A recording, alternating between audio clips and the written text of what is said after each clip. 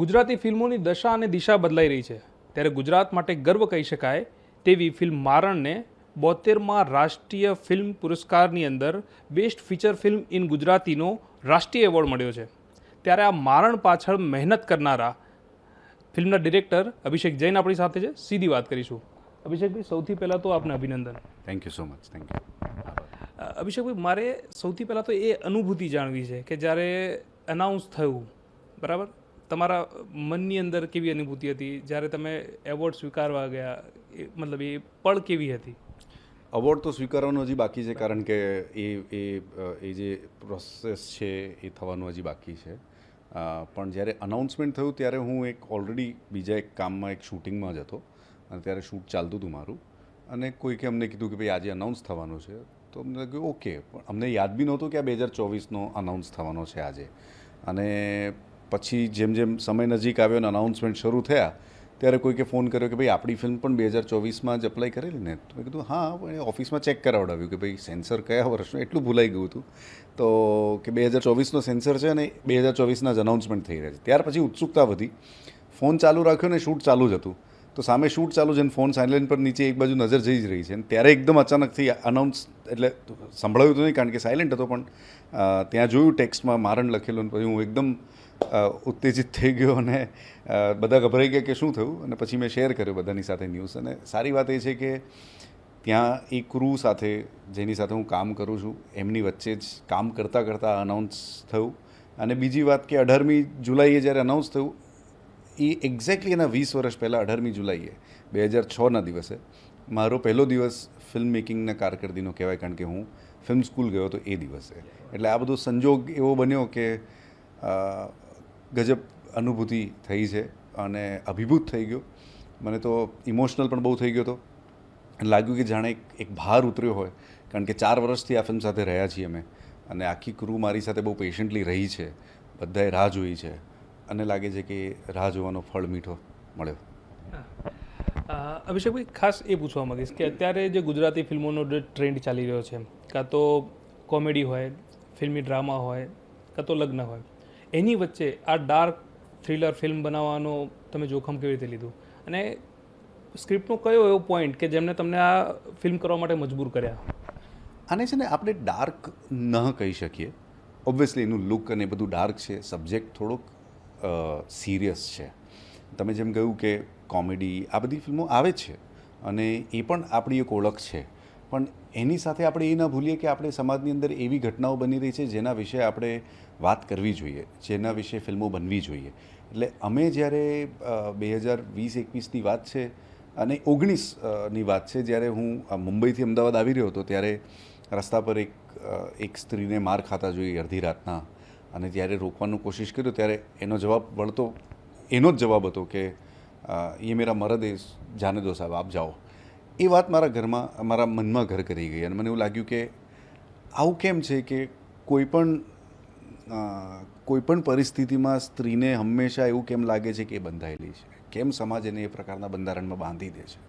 ત્યારથી પછી વાર્તાઓ અને રિસર્ચ ને બધું શરૂ થયું. અને અગત્યની વાત એ નીકળીને આવી કે આજની તારીખમાં એક દિવસની અંદર લગભગ 1100થી 1200 સ્ત્રીઓ, એટલે એ દીકરીઓ હોઈ શકે છે, બહેનો હોઈ શકે, સ્ત્રીઓ ગુમ થઈ જાય છે, કિડનેપ થઈ જાય છે, અથવા તો ગાયબ થઈ જાય છે. એમની સાથે શું થતું હશે? જે ગુમ કરે છે એ વ્યક્તિ શું કરતો હશે? આ ગુમ કઈ રીતે થયા? અને પછી સમાજ એમને કઈ રીતે જુએ છે જ્યારે ગુમ થઈ જાય છે? કાં તો એ પાછા આવે છે, કાં પાછા નથી આવતા. આ બધા પાસાઓ બહુ મનમાં રમ્યા. અને એમને લાગ્યું કે યાર, આ તો એક સમાજની એવી વાત છે જે આપણી આસપાસ થઈ રહ્યું છે. આપણે કદાચ છાપું વાળીને એની અવગણના કરી દેતા હોઈશું, પણ અવગણના ન કરવી જોઈએ, કારણ કે બહુ અગત્યની વાત છે આ. એટલે પછી ફિલ્મ બનાવી, અને અત્યારે જ્યારે આપણે વાત કરી રહ્યા છીએ, લોકોને સ્પર્શી રહી છે ફિલ્મ. હા, એવું સાવ લોકભોગ્ય અને બધું ખાધું પીધું રાજ કર્યું, બહાર આવ્યા એટલે હસતા રમતા આવ્યા એવું નથી. લોકોનો રિસ્પોન્સ જે છે એ છે ને, લોકો સાયલેન્ટ થઈ જાય છે ફિલ્મ જોયા બાદ. યુઝ્યુઅલી કેવું થાય, તમે ફિલ્મ જુઓ તો પછી લોકો કાં તો તાળી વગાડે, કાં તો ગાળો આપે, કાં તો હસે, કે પરિવાર સાથે બીજા કામમાં લાગી જાય, જમવા જતા રહે. અહીંયા લોકો સાયલેન્ટ થઈ જાય છે, એક ડૂમો ભરાઈ જાય છે ને એવી ફીલ આવી રહી છે. ને અમને લાગે છે કે અમારું મેસેજ લોકો સુધી પહોંચી રહ્યું છે. તો ઈશ્વરની કૃપા છે, લોકો સુધી પહોંચી રહી છે, લોકોને એની અસર ખબર પડી રહી છે, લોકોમાં અસર કરી રહી છે. કદાચ તમે એવું કહેવા માગો છો કે લોકો એવું અનુભવી રહ્યા છે કે હા આ મારી આસપાસ બની રહ્યું છે, પણ એ તમે સ્ક્રીન પર દર્શાવ્યું. જી જી. અને જે પ્રકારના લોકોની આપણે વાત કરી રહ્યા છે, આ લોકો કોણ છે, જે આપણી ઓડિયન્સ છે ને, એને આપણે કદાચ બહુ ઓછી આંકી રહ્યા છીએ. મને ઘણા અંશે એવું લાગે છે, કારણ કે આ ઓડિયન્સના હાથમાં અત્યારે મોબાઈલ ફોન છે, એમની પાસે અઢળક ઓટીટીના સબસ્ક્રિપ્શન છે, એ લોકો ઇન્ટરનેશનલ કોન્ટેન્ટ જુએ છે, એ લોકો સાઉથ ઇન્ડિયન ફિલ્મો જુએ છે, સાઉથ ઇન્ડિયન કોન્ટેન્ટ જુએ છે, એ લોકો બહુ વધારે અમારા ફિલ્મ મેકર્સ કરતાં વધારે એક્સપોઝડ છે. એમને આવા બધા વિષયો પર કે પછી એના બિયોન્ડ એક સારી ફિલ્મ, એક સારું ક્રાફ્ટ, એ બધું જોઈ રહ્યા છે અને એને અપ્રિશિએટ કરી રહ્યા છે. તો આપણે કેમ આપણી ગુજરાતી ઓડિયન્સનો એક માળખો બનાવી દઈએ કે ભાઈ એમને તો માત્ર કોમેડી જોઈશે, કે એમને માત્ર લગ્ન પરના કે પછી ફેમિલી ડ્રામા જ જોઈએ છે. આ પણ એક એવી ફિલ્મ છે જે કદાચ ગુજરાતી ઓડિયન્સ ઓલરેડી બહાર બીજા પ્રાંતની ફિલ્મોમાં જોઈ રહ્યું છે. એ આપણી ભાષામાં કેમ ના એમને આપી શકીએ આપણે? અભિષેકભાઈ, ફિલ્મના સેટ ઉપર સ્ક્રિપ્ટિંગ દરમિયાન કાં તો પછી શૂટિંગ દરમિયાન કે પ્રોડક્શન દરમિયાન કોઈ એવો બનાવ કે આખી ટીમ હચમચી ગઈ હોય અને લોકોથી છુપાયેલું હોય હજુ સુધી? બહુ વખત થયું છે એવું. સબ્જેક્ટ એવું છે ને કે એનું જ્યારે અમે રિસર્ચ શરૂ કર્યું ત્યારે ઘણા બધા ન્યૂઝપેપર આર્ટિકલ્સ, પછી ઘણી બધી ચોપડીઓ અને પછી ઘણી બધી ડોક્યુમેન્ટરીઝ જોઈ. અને અમે લોકો બધું રાઇટર, હું, મારા એક્ટર્સ બધા ભેગા મળીને વાંચતા, એકબીજા સાથે અભિપ્રાયો શેર કરતા. અને ઘણી વખતે એ રૂમની અંદર સાયલેન્સ થઈ જતું હતું, કારણ કે જે વાંચ્યું હોય છે ને એ આંખમાં આંસુ લાવી દેવું હોય. એક બનાવ એવું ખબર છે મને કે, અને માત્ર ભારતની વાત નથી, આ જે પ્રિડેટર કોન્સેપ્ટ છે જ્યાં એક સ્ત્રી અટવાઈ જાય છે, કે જે સ્ટોકહોમ સિન્ડ્રોમ છે ને, એ વિશ્વભરમાં છે. એક ડોક્યુમેન્ટરી અમે જોઈ, લગભગ આઈ થિંક મધ્યપ્રદેશ કે છત્તીસગઢની હશે. ત્યાં જે વિક્ટિમ છે એનો ચહેરો નહોતો દેખાડ્યો, પણ વિક્ટિમ જે રીતે બોલી રહી હતી ને, અંધારી સ્ક્રીનમાં એ બોલી રહી છે, આપને બસ એનો સિલ્વેટ કે એનો એ આભાસ છે એવું દેખાય છે.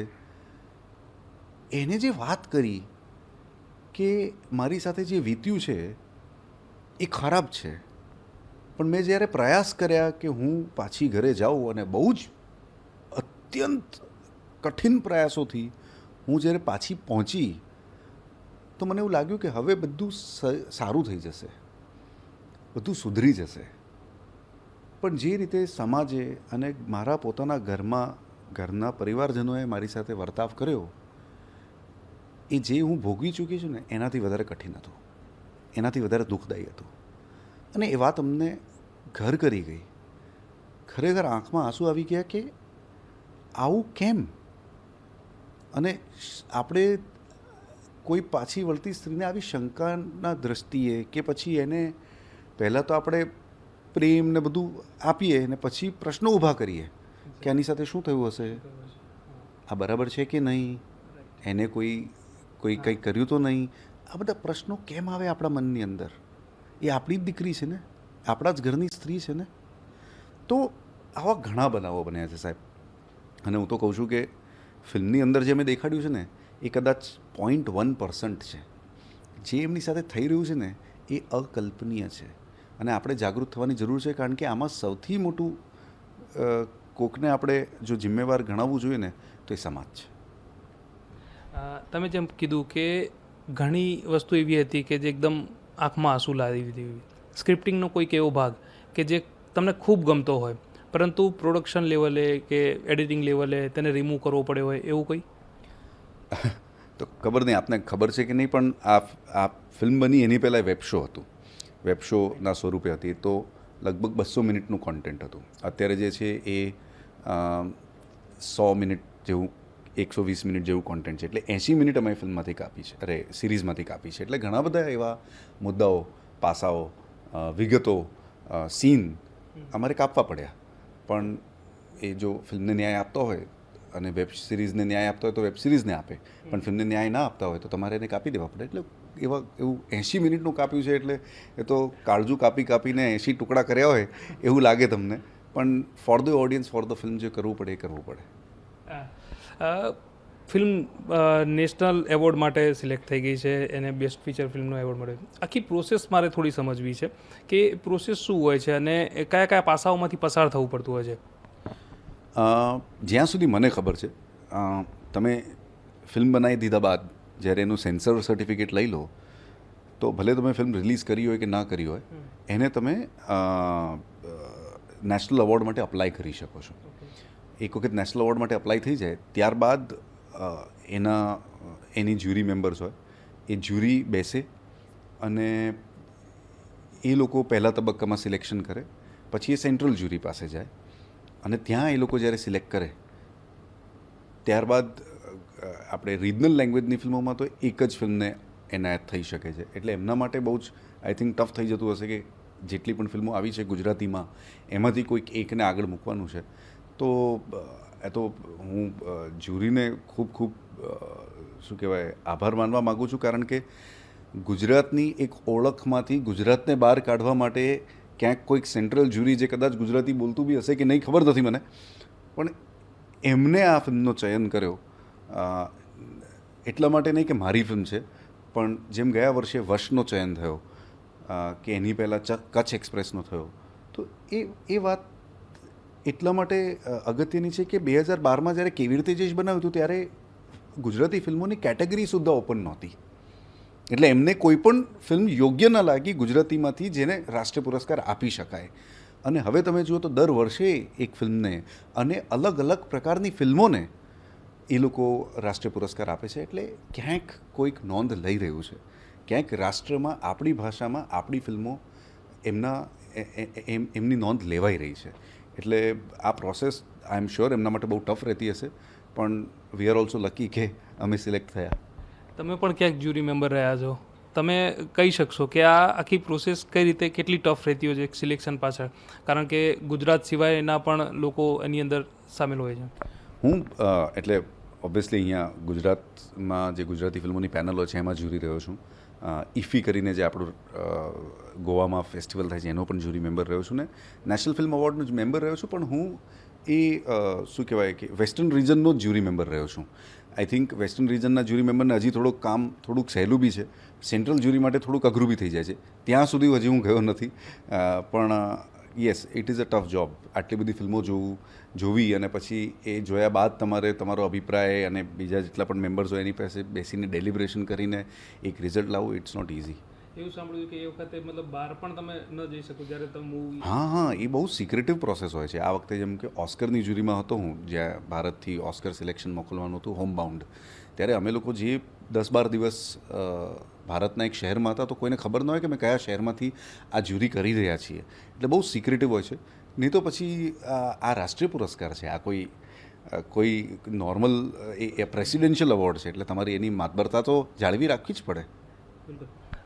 આ ફિલ્મ બનાવતી વખતે એવું ક્યાંય કોઈ પણ તબક્કે એવું લાગ્યું હતું કે આ નેશનલ માટે જશે, એવોર્ડ વિનિંગ કરીને આવશે, કે પછી બોક્સ ઓફિસ ને એવોર્ડ વચ્ચે કોઈ સંકલન?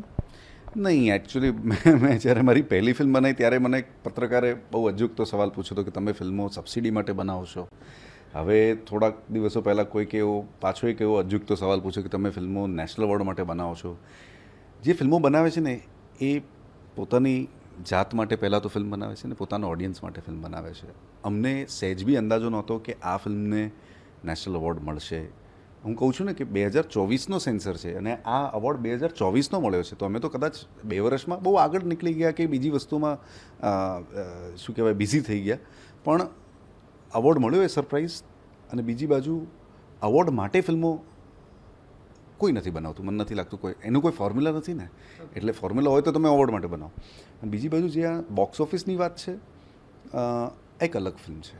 આને આપણે એવું માનીને ચાલીએ કે ભાઈ આ વીકેન્ડ ઓપનર અને બ્લોકબસ્ટર, એ દરેક ફિલ્મનું પોતાનું એક સક્સેસનું પેરામીટર હોય છે.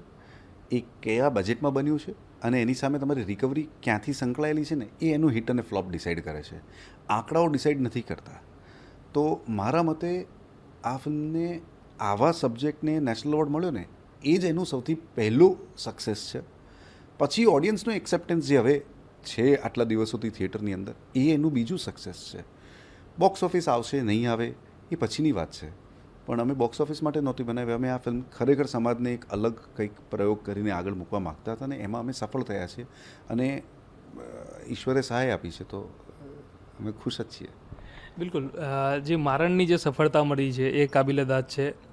ગુજરાતી ફિલ્મની ઇન્ડસ્ટ્રીમાં હજુ પણ આવી ફિલ્મો વધારે આગળ જાય અને વધારે સફળતા મળે એ માટે કેવા પ્રયાસો થશે હવે? પ્રયાસો થતા આવી રહ્યા છે. આપ જુઓ, હું તો મારા કારકિર્દીની જ વાત કરીશ. 2012માં ફિલ્મ બનાવી, ત્યારબાદ અત્યારે 2026, 14 વર્ષની અંદર આપણે શું નથી સર કરી ગયા.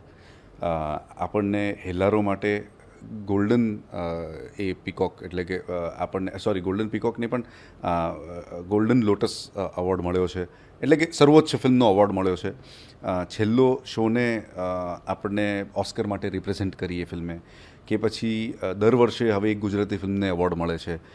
માનસી પારેખને બેસ્ટ એક્ટરનો એવોર્ડ મળ્યો છે. આવી, અને આઈફામાં જાનકીને એવોર્ડ મળ્યો છે બેસ્ટ સપોર્ટિંગ એક્ટરનો. આવી રીતે ધીરે ધીરે દર વર્ષે કંઈક નવા સ્તર આપણે પાર કરી રહ્યા છીએ, અને ગયા વર્ષે લાલોએ 100 કરોડની ક્લબમાં પણ પોતાની એન્ટ્રી મૂકી દીધી. એટલે ગુજરાતી ફિલ્મો ક્યુમ્યુલેટિવલી આજે 14 વર્ષની અંદર થયું છે ને, કદાચ કોઈક ઇન્ડસ્ટ્રી, કોઈ બીજી ઇન્ડસ્ટ્રીમાં 30 વર્ષે થતું હશે. આપણે બહુ ઝડપી ઘણા બધા શિખરો સર કરી રહ્યા છે, ને મને લાગે છે કે આગળ જતાં હજી મોટા શિખરો પાર કરીશું. બિલકુલ. આભાર આપનો. Thank you sir. તો અભિષેક જૈને જે પ્રમાણે કહ્યું કે ગુજરાતી ફિલ્મો ક્યુમ્યુલેટિવલી ધીમે ધીમે આગળ વધી રહી છે, અને બહુ મક્કમતાથી આગળ વધી રહી છે, અને માટે જ હવે ગુજરાતી ફિલ્મની ઇન્ડસ્ટ્રીની જે દશા અને દિશા છે તે ચોક્કસ બદલાઈ રહી છે.